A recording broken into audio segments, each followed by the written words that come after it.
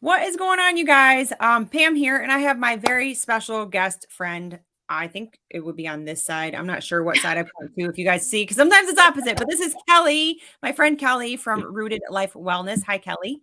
Hi, how are you? I am doing well. You guys, fun fact, we did this podcast once before, and I was in her home, and it was beautiful. We both looked so good, but there was no sound. That one So was not meant to be heard.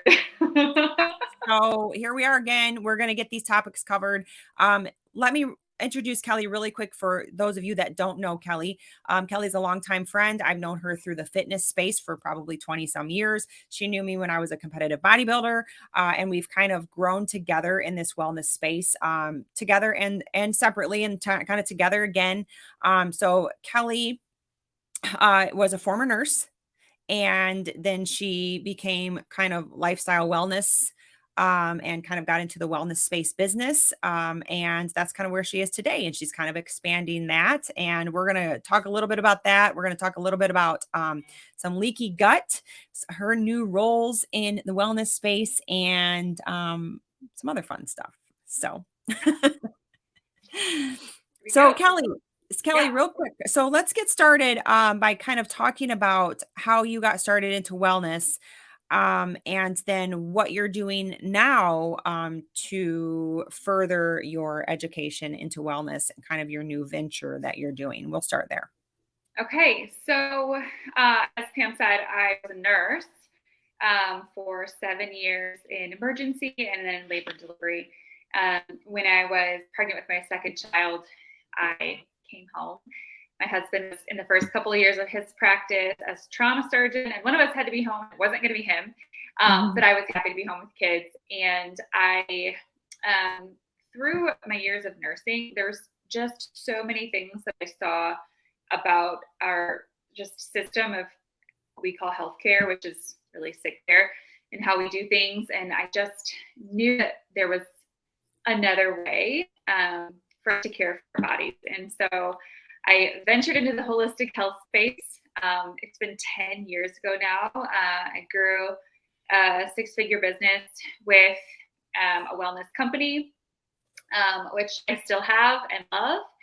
And as of November, I am in a program for to be a certified integrated nutrition health coach. So I'm very excited about that. I wanted to do that for a decade, and it was finally the right time to do it. So I jumped in, and I will be doing one-on-one coaching starting in the next couple of months after my surgery. And currently, also, my husband and I are, for about a year now, behind the scenes, we've been working on launching a Christ Center Holistic Wellness Center here in our community called The Garden. And we actually are in the midst of drawing up lease paperwork for that. And we will take possession of that property in May, the foundation will, and start renovations and hopefully open up in September for business. Awesome. So that's Awesome. that's where we're at. Yeah. Yeah, And I I'll love it. be within the garden, I'll be the director of the feed. They have three initiatives, which are engage, heal, and feed. And I'm the director of the feed division, and I'll be doing nutrition counseling, things like that there. So Yeah, super very exciting. cool. I love it. And it all kind of ties together with her mission, which is very much the same as mine, help people feel their best and be able to make the proper educated decisions for themselves. So I think we kind of stand on that same platform. Absolutely. And I love the fact that Kelli has that nursing and medical background, so she can kind of speak from both ends and, say there's a time for sick care and then there's a time for well care.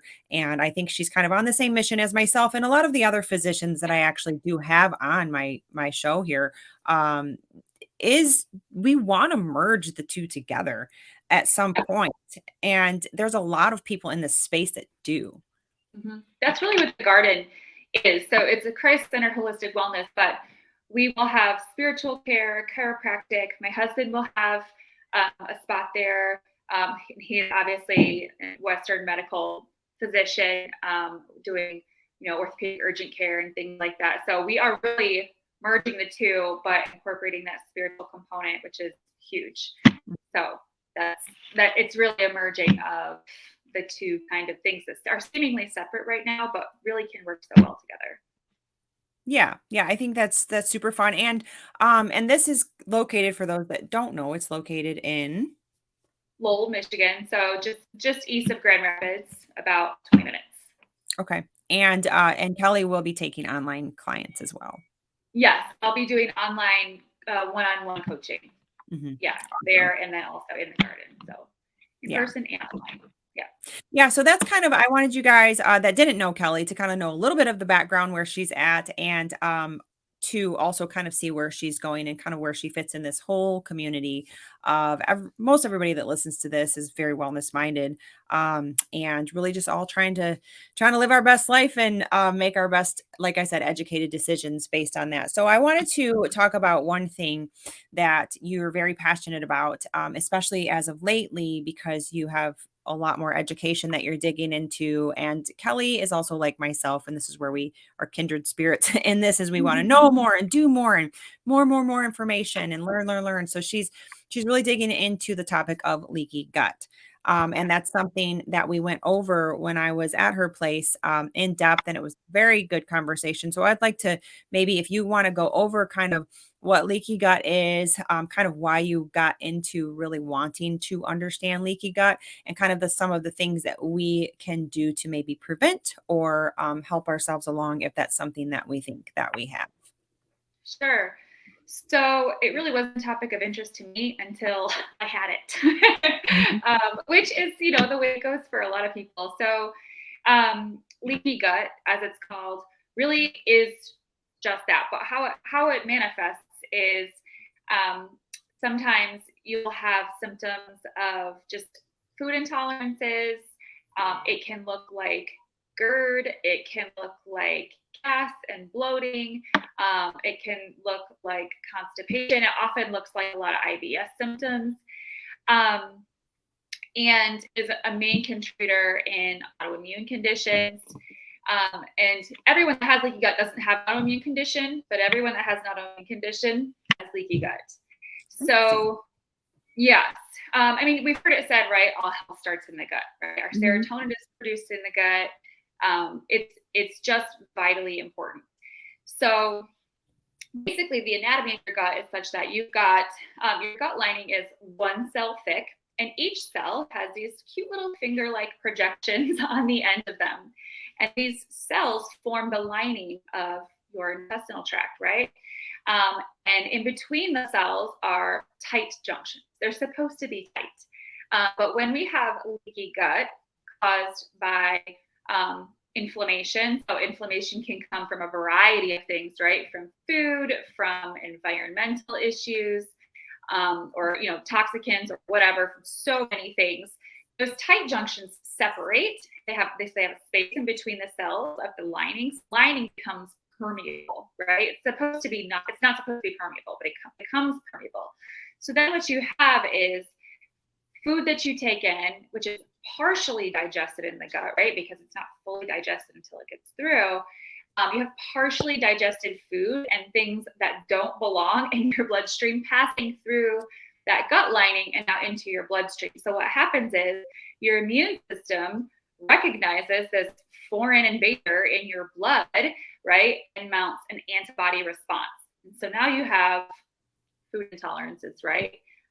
Because you've essentially created an allergy, is what you've done. So that's kind of how it happens. Um, Things that you can do to minimize or heal, well, minimize the symptoms. So Go ahead. what are the symptoms, like the main symptoms if you want like what are the main symptoms of somebody if they think they might have leaky gut? Because sometimes we throw around the words inflammation or we hear this or we hear Yeah. that or we're bloated. There's all these things. So like what would be like the main like red flag you're like, oh, we got it, we think that we would check for leaky gut or not check, but kind of think you might have leaky gut. Yeah, I mean, there are some tests that you can do to check for leaky gut. You can do stool testing, you can do zonulin levels, but it's usually based on symptoms. So if you eat a certain food or a group of food and you notice that you have discomfort or bloating in your abdomen, that would be an indicator that perhaps you have leaky gut. Now, not always, right? Because there's some foods that we know, like if you go eat a pound of broccoli, pretty much Yeah. anybody is probably going to have a little discomfort or Right. bloating. But if you notice it over and over again, that could be a sign. If you eat something and you have diarrhea, that can be a sign. Heartburn can be a sign. If you eat a certain group of foods and you the next day wake up and you have achy joints, that could be a sign that that particular food is inflammatory for you. So things that people will do, what I see is I'm like, well, I eat this food, but it's healthy, so it's I don't really see the problem. But there are things that are super healthy, but just because the food is healthy doesn't mean that it's healthy for you all the time, right? So this is something that I've been working through, right? Like there's a lot of things that are really healthy that I would love to eat that my body says, don't eat that right now, And so you just got to listen to your body. And I think that's a kind of an area where a lot of people are amiss. They think that it's maybe normal to have those kinds of symptoms, and that's not necessarily normal.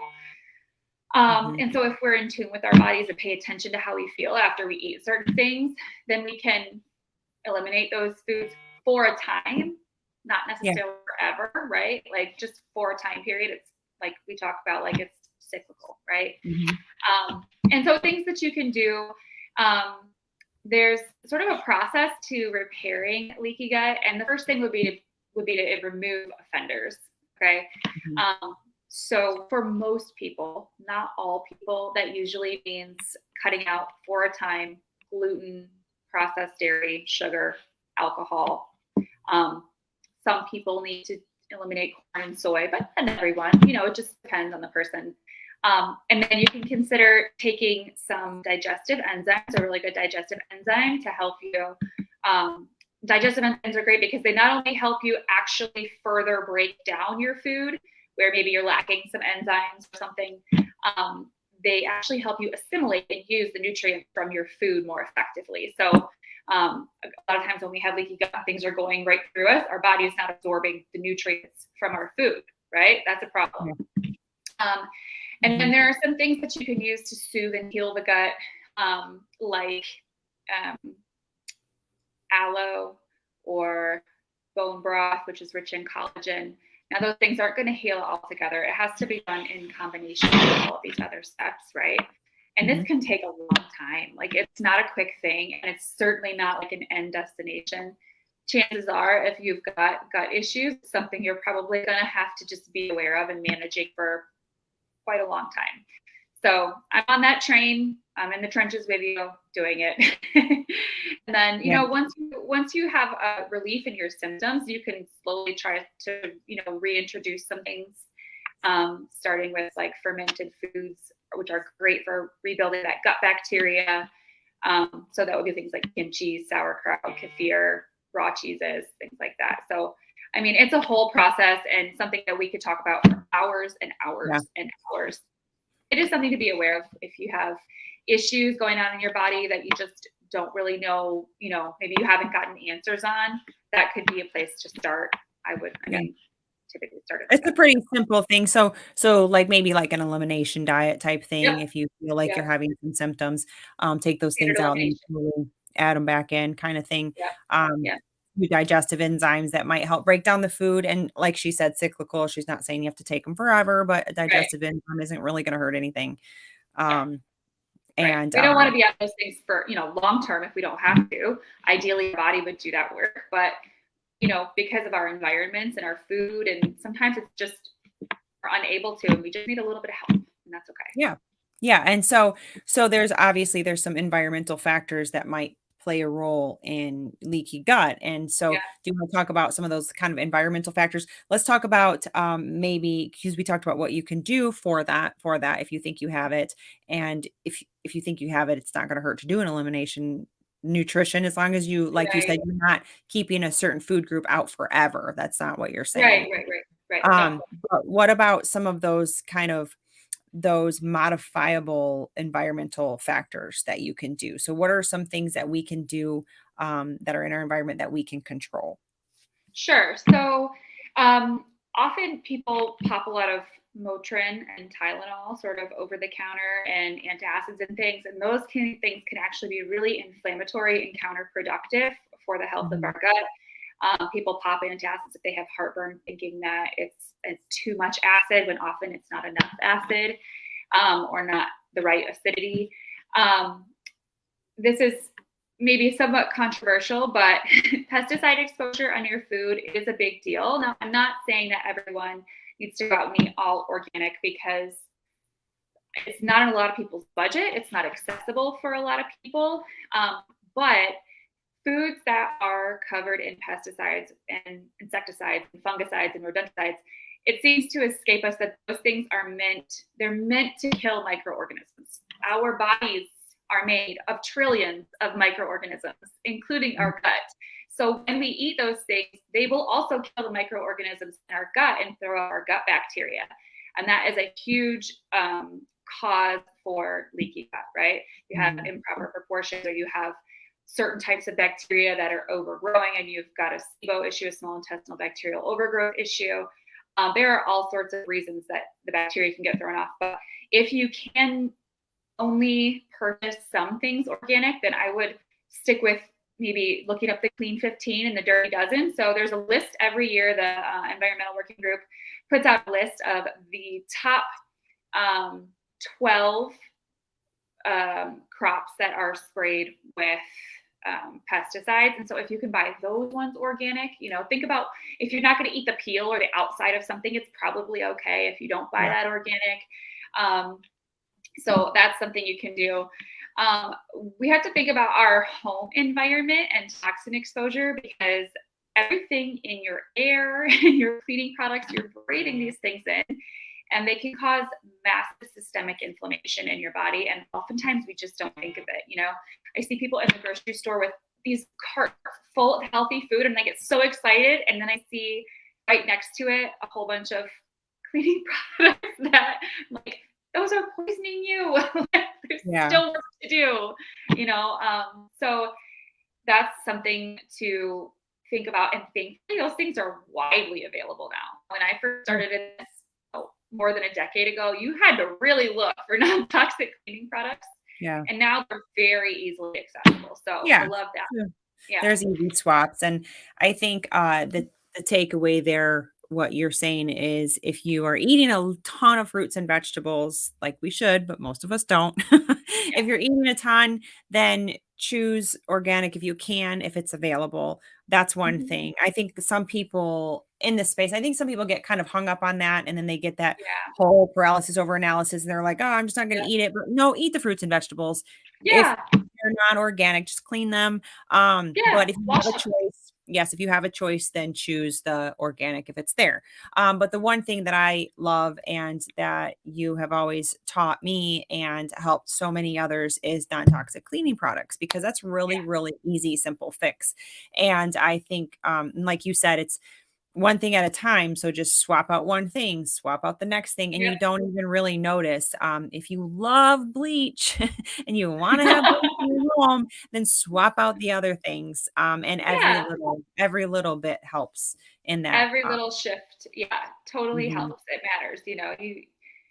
You get things that absorb through your skin, and you mhm, breathe things in, and they end up in your bloodstream, and there are these chemicals that are considered obesogens. So if weight loss is an mhm, issue and you've mhm. tried everything else, perhaps look at your personal care products or your cleaning products. It could be something that is throwing off your hormones just enough, that it's making weight loss difficult for you. There's all kinds of things that you can swap out, and 1 degree shifts really do matter. And I still have things, like we all have our things. I still get my hair bleached, Yeah, right? yeah. Like, it's a calculated risk. You know what I Yeah, I mean? think Like, we talked about that on the other one, and that's yeah, true, and that's something I think we're big on is like, okay, we live in this real life world. Like yep, we know not everybody's gonna sit around and, and live in the forest and, a yurt, yeah. live in a And yurt. yeah, so I mean, I like to get my nails done and get my hair done and but I don't need bleach in my home. So that's not something Right. that's important to me. Where I feel, yeah, I feel strongly about that. And the things I put on my skin, our lotion, we use apricot oil. That's it. Like, I That's mean, my amazing. skincare, definitely I wanna upgrade that. I'm 41, so I'm gonna start kind of digging into that a little bit, but Yeah. my kids for baby oil, we never used any of that stuff. We never used baby powder, baby oil, any of those things.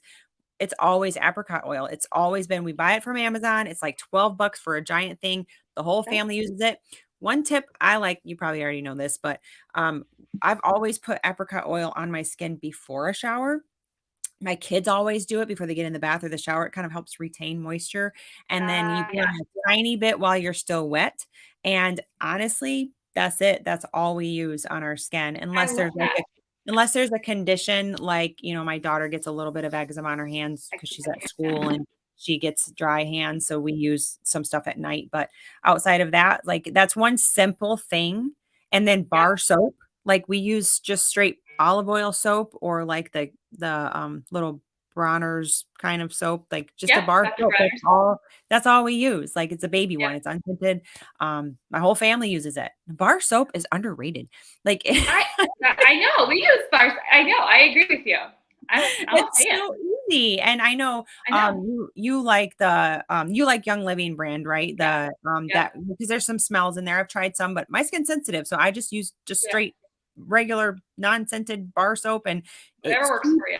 and it lasts Yep. forever. The whole family uses it. So that's just one thing Yep. that, those are for me are so easy for Yeah. I to think swap out. people really underestimate the value of making small changes. Yeah. They really do have the ability, they compound, they have the ability to change the way that you experience your daily life.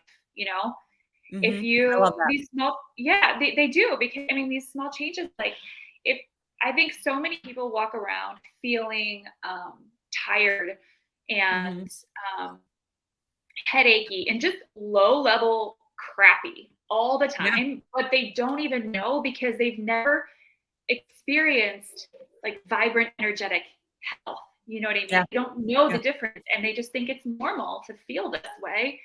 And it's not. And once they start to make these small changes and start to like, and it starts to impact the way that they experience their daily life. Like they wake up in the morning and maybe they're a little less groggy. Maybe they have a little bit more energy to go and do, a 20-minute walk outside or something. That is a serious upgrade, in your life. That's something that you've never done before. Yeah. So, Yeah. yeah, And I small think we changes talked matter.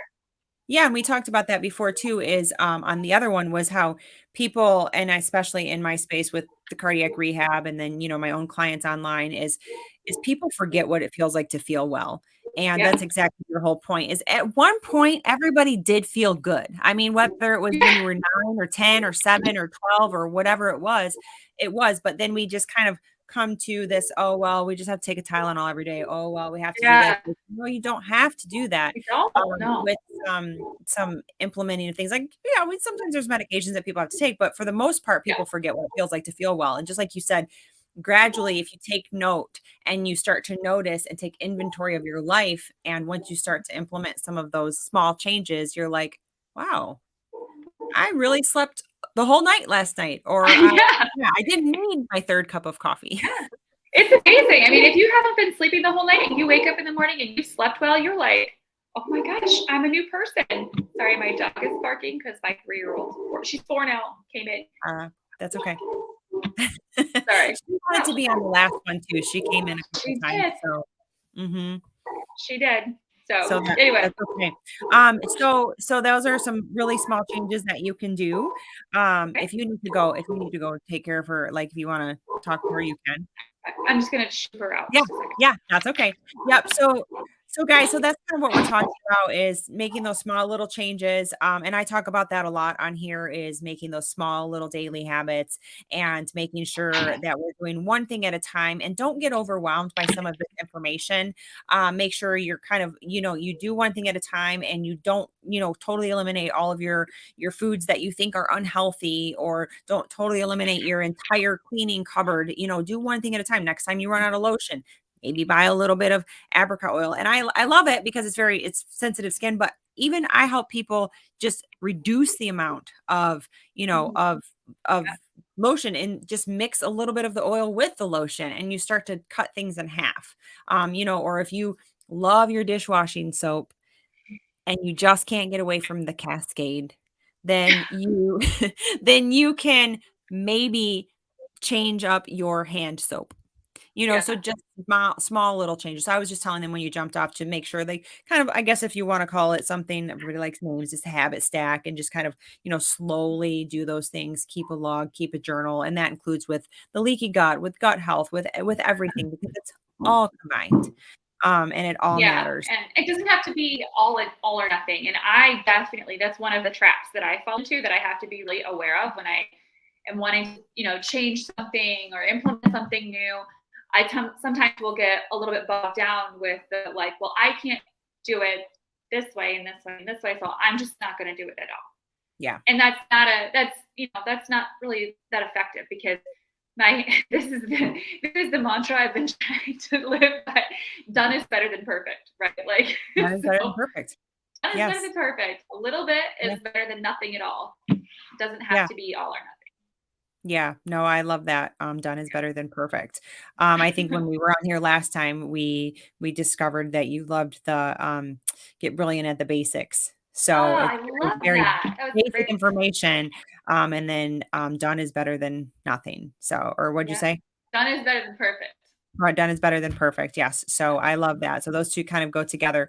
So Yeah. real quick before your little one wants to steal the show, because I know Okay. how the 4-year-olds get, Uh-huh. she does really good though, you guys. When I was there, she She is. was like a rock star, and she was just hanging out, and she's definitely not like my 4-year-olds, um, and probably not like your other 2 at 4. Nope. Yeah, Well, so my daughter, yes, not okay, my yeah. son. So Kelly has a surgery that she mentioned, and this is one of the big points that we kind of wanted to talk about today because it's really coming close, and that's why it was kind of time sensitive. So Yeah. tell us about your surgery, why you're having this surgery, and kind of what you're doing to prepare your body for this surgery. Yeah. So 2 weeks from Thursday. Ugh. 2 weeks from Thursday is my surgery. I Mhm. feel real now. I am having an explant surgery, so on block is what it's called, encapsulectomy. That's basically breast implant removal Mhm. with a lift and a fat transfer. So that's a fancy way to say they're going to do some liposuction on some areas where I got a little bit more and inject it into some areas where I got a little bit less and do a little balancing And out. this is where the we pick the things that we want to do comes in because Yeah, I mean, I don't see any harm in that. And you're already there, you're I'm already already there. under, I'm and already it's under anesthesia. not gonna hurt anything. So I'm No. for it. So you're gonna do that, and why why are you and that's actually a pretty, popular thing, and when I had, Dr. Morales, the fit doc on, I forgot to ask him about the fat transfer because he does a lot of implants and, Yeah, and explants too. But that's kind of a popular thing right now is to do the fat transfer. yeah. Um but you said that he said with the fat transfer, he wasn't you can still lose fat, and that still doesn't guarantee that it's gonna stay in the area he put it in. Is that what he said? Oh, yeah. He Mhm. said, "I will still have bug bites," Mm. which is fine. At this point, I'm 37, and Married, happily married, married. happily married. My husband loves the way that I look, and we're without breasts. Mhm. Um, so I got them 17 years ago almost. It'll be 17 years in August. And the mental state that I was in when I got them, I was not in a good place. Um, and if I could go back and tell myself, my 21-year-old self, some things, it would be this is the first of multiple surgeries because they're not lifetime devices. Yeah. You got to get them replaced or out. At this point, mine are almost 17 years old, so I don't want them again. So I got to get them out. Now, you say that because they're the thing we talked about this too is, and newer ones, like Dr. Morales talked about, they're kinda like iPhones, like, they Yeah, get they get a little bit newer and better each year. yeah. And I think the ones that you have were recalled, The and ones that I have that's are recalled. Yeah, yeah, and that's a bit of concern for you, as I have some other friends that had the same thing, with the recall thing, and they kinda got theirs out, but he said that you don't have to get them like we thought every 10 years or yeah. whatever, Now from a or surgeon standpoint. now, Yeah. I think then too, but unless they've been recalled or whatever he said. Yeah. So, So mine you are know, recalled because they cause a certain type of cancer, um, a type of lymphoma, and I don't think that I have that. We'll pray that I don't. We'll find out for sure when the pathology comes back. But I think typically they know when they get in there by just by looking at it often if you have that particular type. But they have come out now and said that all of them, regardless of type, cause a few other types of cancer, um, or maybe not cause, are associated with very different things. yeah. Yeah, a few different other types of cancers. Um, And that's just but not a risk that you want to take at this point in your life is what no, you're saying. Yeah, yeah, yeah. So yeah, you want to get them taken out for peace of mind, and you're just kind of over it. And for all of the women that have breast implants that like them, I love them for you. But for yeah, me personally, when I only had mine for 3 years, and you know my story, I immediately hated them. yep, But that was just for me because it made me train different, and I didn't know. My surgeon didn't tell me I couldn't weight train like I wanted to anymore, and I prefer myself without big breasts. yep, That's my preferred look though, and so that's not for everybody, and, you know, right. and so for the women that want them and have them, we love them for you. Yeah, and if But you're doing great and your health mhm, is thriving, then by all means, you know what I mean? Like if they make you feel confident in your own skin yes, and you because love them, everybody's like different. Yeah, we yeah, talked about that. Like, I have some friends that had that BRCA gene and they got, yeah, double mastectomy as a preventative measure, and they got implants, and they're happy with them, and that's something that is important to them, and I'm yeah, happy that we have that available for them to have because, you know, I can't imagine the mental part of that. That would be very, no, very hard if that was, you know, something that was taken from you and very important, especially young women, you yep, know, older ones too, yeah. but mhm, I have a friend who she's just a couple years older than me, and she went in for her first routine mammogram, and they found that she had cancer, and mm. she had to have a mastectomy. She had a single mastectomy, and she opted for immediate reconstruction, which translated that means they did the mastectomy and they immediately put in the implant. Mhm, Um, and she kind of and I happened to her at the same time as I was kind of sharing about how I was going to get mine out and the symptoms that I had been experiencing and wondering if they were attributed to that and some of the risks associated with breast implants. And she reached out to me and she's kind of like, what am I supposed to do here? She's like, I don't want to be deformed. I'm like, I'm not going to tell you what to do. If I yeah, were you, yeah, I'd probably do the same thing. Like, yep, I'm not in your position. I can't say what I would do. I wouldn't yep, want to be deformed either. You know what I mean? yeah, This is something you've never had to think about. And now here it is. And you have to make a decision right now. Do yeah, whatever is best for you right now. yeah, That's all you yeah, can do. and I think what we're just saying is that we totally respect everybody's decisions Yeah. where they stand, and again, that's gonna kinda be your calculated decision on, you know, where you want to go with your health and that kind of thing, and for yourself, I think that knowing some of the risks and how kind of hypersensitive you are about knowing your body, I Yeah. think that, you know, and if I didn't know you personally and I just kind of Yeah. met you and heard your story, I would say, yeah, it would make sense for you to get them out because Yeah. you mentally don't wanna worry about them being in. And my best friend got hers out at the same time I did. We were both from the, competitive bodybuilding world, and, you know, a lot of women, there have them in that fitness space, and again, fine. A lot of times it's you get such low body fat and things like that, and a lot of the women that compete and diet down, they lose breasts that they used to have. I Yeah. never had any either. So I didn't have any growing up. I was used to not having any, and I was very Yeah. muscular, by nature. It was just kind Yeah. of a natural thing too. So, but anyway, my friend got hers out, kind of the similar reason as you.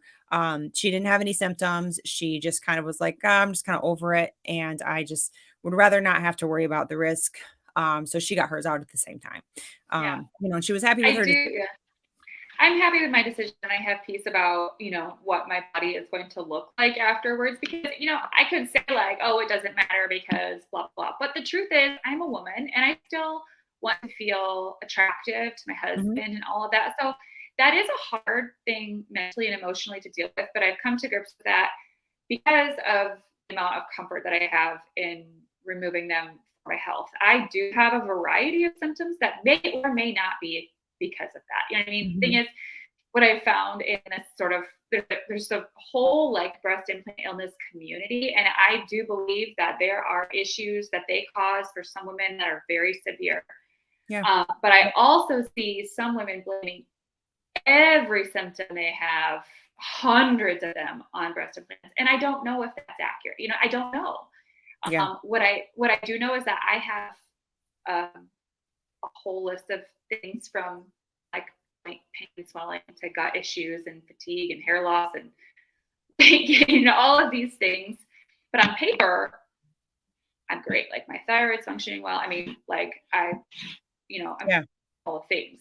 So will removing them help with any of those issues? I don't know. Mm. I just don't know. I Yeah, it may I will only it know afterward. it Huh? might, and it Yeah. might, and some people will be like, "Oh, that's placebo." Well, fine, bring on the placebo. That's how I feel Bring about on things the sometimes. placebo. Like, If it did the job, I don't care. Yeah. that's right. Yeah. So, Yeah. I think placebo is real sometimes. It I is. think that I think that I have been, victim of the placebo in certain times of my life, and I'm like, "Ah, whatever, it Uh-huh. works." So, like, As long as it gets the job done. If I get these implants out and my gut issues resolve and it's a placebo, then I am real praise thankful for God it. for Yeah. placebo. Yeah. I mean, So what are who you knows? doing?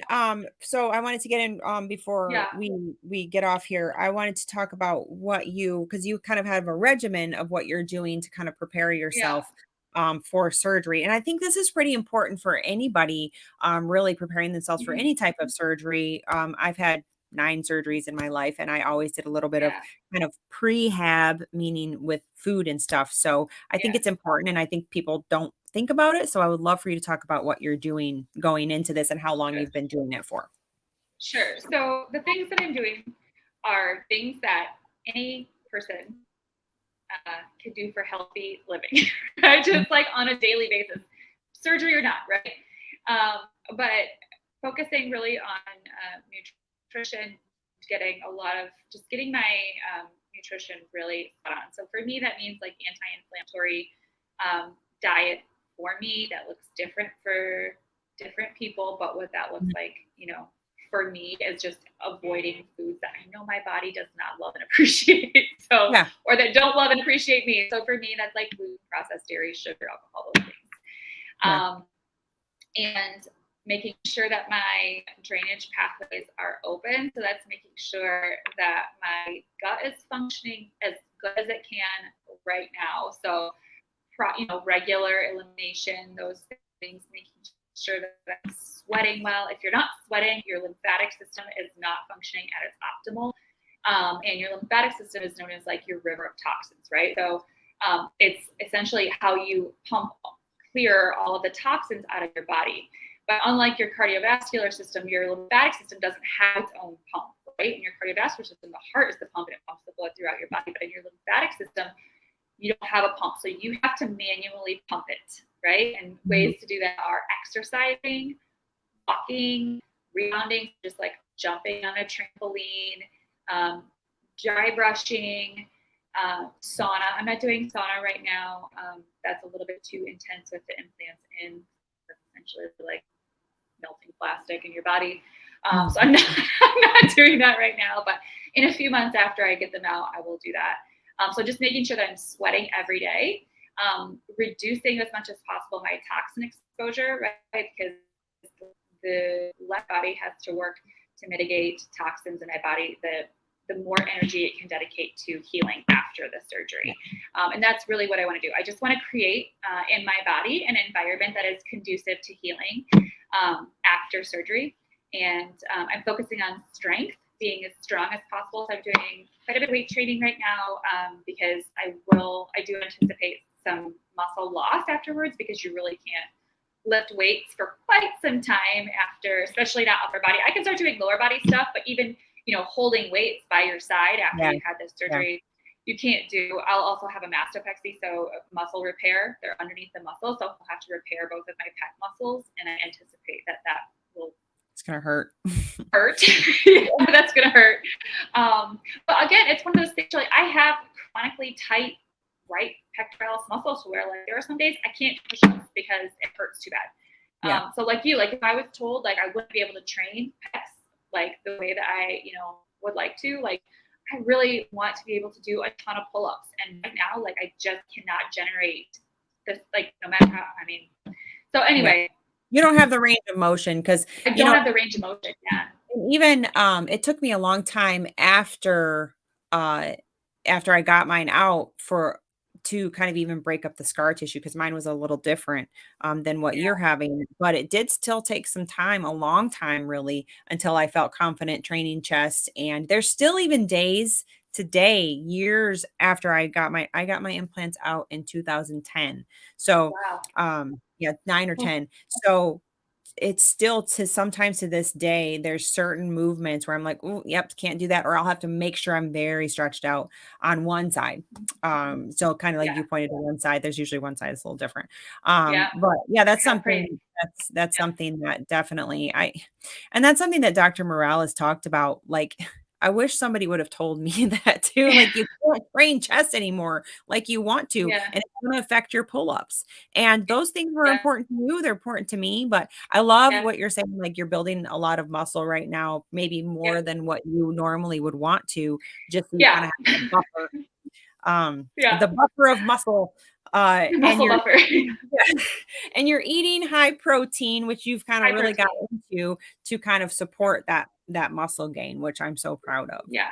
Mhm. I'm looking for, close to a gram a day of protein per body weight, which is on the high end, but it keeps me satiated. It helps keep me from going for like crunchy carbs in the afternoon that might Mhm. spike my blood sugar and, just throw me into storage mode, which Yeah. I can get into really, really, really easily. So just Me dialing it in. too. And right now, go ahead. You I too? said, "Me too," yeah, it's Oh, just yeah. genetically, my body just likes to live, so it just wants to store all the stuff. Yep, yep. Well, that's what's funny? I often say, like, if I ate like standard American diet and like was not, aware of this, like I would easily be 250. In my family, if you look at like my grandmothers on both sides, they're Mhm. both healthy women. Like, like Yeah, it just I have a propensity to put on weight, and I've always been very thankful that for that because I've always had to be aware of it. My sister is what I call skinny fat. She's skinny. She eats cheeseburgers all day long and just yeah, stays like naturally thin. And that's just not me, but it's led to me having to really be aware of my nutrition and has encouraged me to stay active throughout the years. And man, yeah. every year You know after 40, you're losing muscle. So putting it on after now. 35, actually, after Is it 35, 45?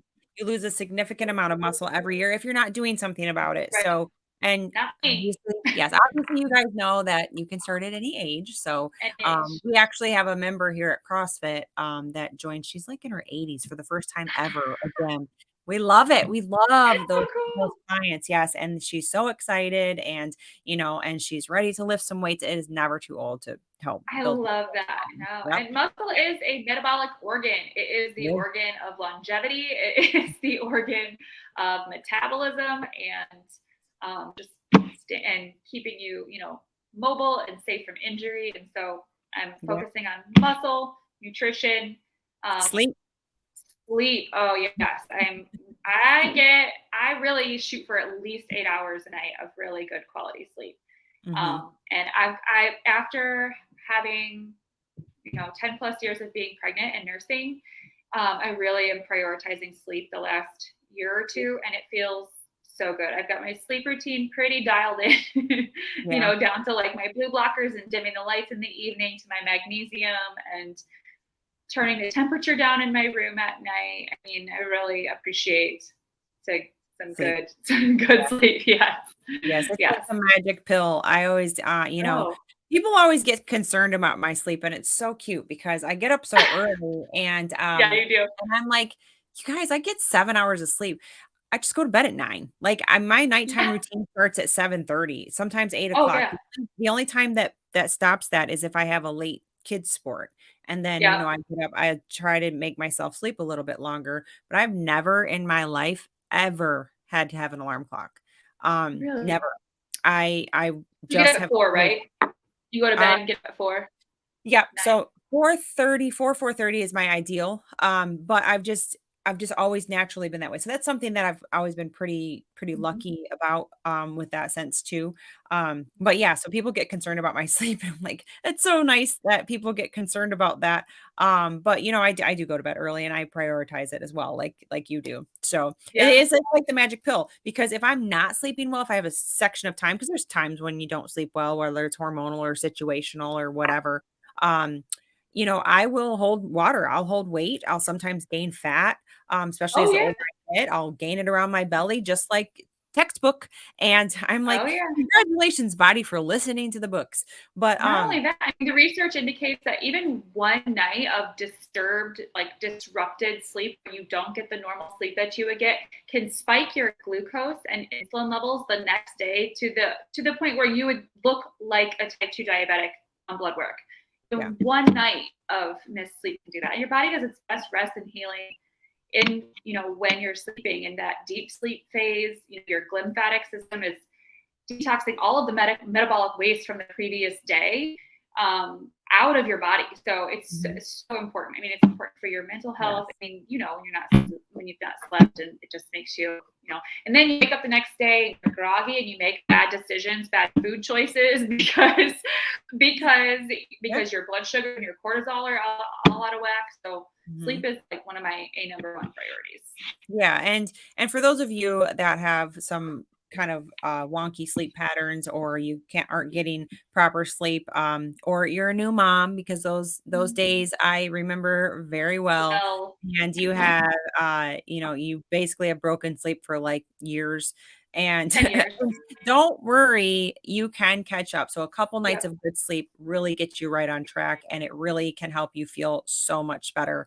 Oh, yeah. And and I was reading or watching one of the, is it Dr. Huberman or whatever? He talks a lot Mhm. about different research that he does, and it's caffeine. He does a lot of brain health stuff. And it makes sense. Like, there's benefits to caffeine, there's benefits to coffee, and there's really, you can find studies to support whatever you want. So I'm going to Mhm. look at all the positive parts of coffee. Yeah, And 'cause I love it. so there's, it's gut health and all this stuff, is really, coffee is good. But he talks about how your body can handle so much caffeine, and so much is good for you, brain health and function, and all this. But if you haven't slept well, it won't handle the caffeine as well. But that's when we want to grab it more. So when the Yeah, nights that I've slept well, I can tolerate sometimes two full cups of coffee and a shot of espresso. But when I haven't slept well, one cup of coffee makes me almost feel anxious. So jittery. yeah, so it's kind of like it's opposite in thinking, but your body can Mhm. process more caffeine when you have When you're slept well well. slept. Yeah, Interesting. and I tell this to my own clients and friends and patients, and that are worried, not worried, but sometimes they're like, "Oh, I can't lose that last, 10 pounds of vanity weight." And it's okay to be a little vain. You guys know on this show that we are okay with you being a little vain. It's fine. But they want to lose that few pounds, or what have you. And I'm like, I can sleep away 5 to 7 pounds. If I'm not sleeping well, or let's say I'm just getting 6.5 and not 7, because seven's my magic number. If I get 8, I Mhm. feel hungover. If I get 6, I also feel hungover. So I kind of need that 7 point. If I don't get enough, and then I start to get enough, I will lose weight, just simply from my body being able to process all of that overnight, like you said, all of that repair system. And Mhm. then 1 or 2 nights of sleep, and I'm down those pounds. So I'm like, you That's can so like, interesting. it's like a magic pill. Yeah, Mhm. that is so fascinating. Yeah, so Yeah. 8 is my magic number, 7 is not good enough, 7.5 is not enough, but 8, I feel great. Yeah, yeah, and a lot of people love 8, and I think sometimes there's times in my life when I'm, like, a little more stressed out, and I can get the 8, and my body will sleep the 8, and I'm very fortunate to have a position in my life, probably ever, I've kind of made my life this way, to Yeah. not have to work, not have to get up and go to work at a certain time in the morning, and so I can sleep a little bit if I need to, that kind of Yeah, thing. So, I'll let my body sleep, but it'll take a couple days, and I'll catch up, and yeah. So yeah, you're focusing on sleep, you're focusing on gaining muscle, you're focusing on protein, and all of those things to keep the inflammation down, kind of things that we should be doing, but you're prepping yourself for surgery. That. So last question I have for your prep, for your surgery, is kind of what on the the stress management side and the mental aspect side, because that's something that's often forgotten. Community stress management, we Yeah. talked about that. But what are you doing right now to prepare yourself for the surgery? Because I mean, it is surgery and there's risks, and Yeah. you're a mom of three, and Yeah. So I am this I'm glad that you asked this because I guess it was maybe Saturday morning was April 1st. I woke up and I went down into our bedroom um, that we're staying in because we're remodeling our master bedroom, which is a stressor because I'm trying to get it done before the surgery because I want someplace to Mhm. record. That's my bed. Yeah. Um, and I walked in and said, it's surgery month. And my husband just like a little, he was trying to be encouraging, but I took it in the opposite way and I just lost it. And Oh I no. did not know I was holding on to that. I didn't realize that I was feeling that way about it, but it was such a good indicator. And so one of the things that I've been really working on is feeling the feelings. Mhm. Um, because, you and I were like, go, go, Yeah. go. And not maybe always the best at like feeling the feelings, processing it, let it wash over you like a wave. Mhm. And then, just let it flow, let it be, instead of suppressing. So that's one of the things that I'm doing. I'm talking with my husband a lot about it, just talking through like logistical things because I'm very logical minded. And so just talking through things with him from And it a helps that medical perspective. I Yeah, feel like because it helps that he's a surgeon and he's also a man of Christ, and so he kind of and he's your best friend, so that's a really yeah, good, kind of yeah, combination there, but he can speak to you that way. That's awesome. yeah. Because I've said like, listen, I know people go under anesthesia every day and you see it every single day and Mhm. people are fine. But I also know freak accidents happen. And I have three Yeah. children, and Yep. general Yeah. anesthesia is not without risks. And so it does. I have had some of those thoughts, but all I can do at the end of the day, like I have to give it to God and just trust in his plan for my life. And I do. And I am a young, healthy woman, and I know that I will be fine. But when I get in that sort of shifted, you can start to spiral really easily. Yeah. Oh my god. um, Yeah. yeah, you can go to I'm not a really anxious person, but even without being an anxious person, you can find yourself going to the what ifs and creating problems that are not there and imagining scenarios Mhm. and then before you know it, you're picking out your funeral music and You're taking selfie videos because nobody takes videos of you. Have you seen those, like, reels where they're like, "I'm taking videos of myself for my funeral," because nobody because takes them. nobody takes yeah. So obviously, first and foremost, when I get there, is I pray. I like to do the 4-7-8 breathing, which is an immediate way to switch yourself from parasympathetic, which is that fight, flight, or freeze, into parasympathetic, which is rest and digest because it activates the vagus nerve. So what that looks like is you take a deep breath in through your nose for a count of 4. You hold it at the top for 7, and then you breathe out a long, deep breath through your mouth for 8. And you do that 4 times, and you can feel an automatic shift, and it's pretty incredible. It almost feels like you've done a little something or drank a little something because it's that calming. So that is really, really good for stress. Always exercise for me is always a good way to discharge extra Mhm. energy and emotion. So that for me is a daily, even if it's just a 30-minute walk on the treadmill, it's some type of movement has got to happen for me. It keeps my hormones balanced and just keeps me clear headed. Um, I and always then call it my mental health walk. I'm like, "This isn't cardio, yeah, this is like my mental health walk." Yeah. mental health walk. I mean, Mhm. there are so many things that you can do. So you can do all of these like somatic things, like a shake. I'll do this with my 8-year-old sometimes. When he just gets real hyped up, we will literally hook up my phone to my Bluetooth on my diffuser and search like a drum beat or something, and just literally stand there and like shake our whole bodies wildly, like just Yeah. crazy people. It feels so good when Yeah. you're done. You're like, like I got it out. yeah, yeah. Yeah. And the other thing is, my mom is coming for 2 weeks Oh, after nice. my surgery, which is such a What a gift. I'm so blessing. thankful. Yeah. Oh my gosh, Mhm. I'm so thankful because my kids will be taken care of, my house will stay clean, my Yeah. laundry will stay done, and the meals will be cooked. Like I never ever ever underestimate. Like I'm just so thankful that I have Yeah. amazing parents who Yeah. have heaven and earth to take care of me still in my late Mhm. 30s. So Yeah. very thankful for that. So all of that, it's just anticipation.